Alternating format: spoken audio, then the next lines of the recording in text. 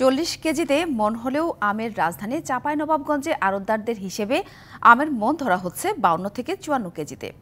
তাদের এই অলিখিত নিয়মের সিন্ডিকেটে জিম্মি আম চাষি, বাগান মালিক ও ব্যবসায়ীরা। ওজনের এমন অনিয়ম যেন দেখার কেউ নেই।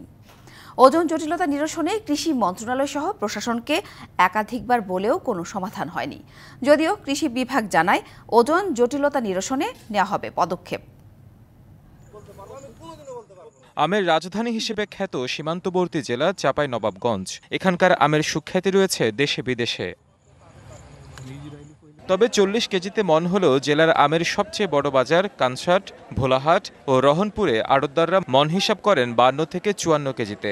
আড়তদারদের মনের মনগড়া হিসেবে ক্ষতিগ্রস্ত হচ্ছেন আম চাষি, বাগান মালিক ও ব্যবসায়ীরা।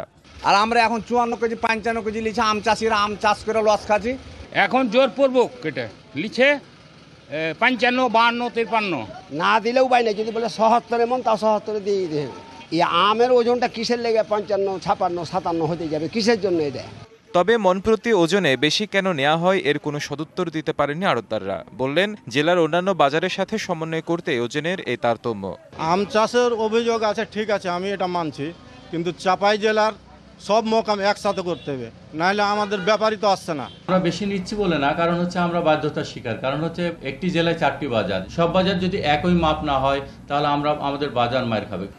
এদিকে জেলার আম সংশ্লিষ্ট ব্যবসায়ী নেতারা বলছেন, ওজন জটিলতা নিরসনে কৃষি মন্ত্রণালয়, জেলা প্রশাসক সহ সংশ্লিষ্ট দপ্তরে একাধিকবার অভিযোগ দিয়েও বিষয়টি সমাধানে উদ্যোগ নেয়নি কোনো দপ্তর। তবে ওজন জটিলতা নিরসনে পদক্ষেপ নেওয়ার আশ্বাস কৃষি সম্প্রসারণ অধিদপ্তরের। জেলার যতগুলো বাজার আছে, যতটি আড়তদার আছে, এদেরকে নিয়ে বসে যদি চাপ প্রয়োগ করে একই ওজনে যদি আম কেনার ব্যবস্থা করা যায়, তাহলে চাষিরা সর্বোপরি উপকৃত হবে। ওজনের বিষয়টা এটা অনেক দূর পর্যন্ত, উপর পর্যন্ত এটা আলোচনা হয়েছে এবং এখানকার স্থানীয় প্রশাসন এটি নিয়ে কাজ করছেন। এটি আমাদের সুযোগ্য জেলা প্রশাসক মহোদয়, তার মাথায় এটি আছে, এটি নিয়ে কাজ করছেন। হঠাৎ করে একদিনে এটা হয় না।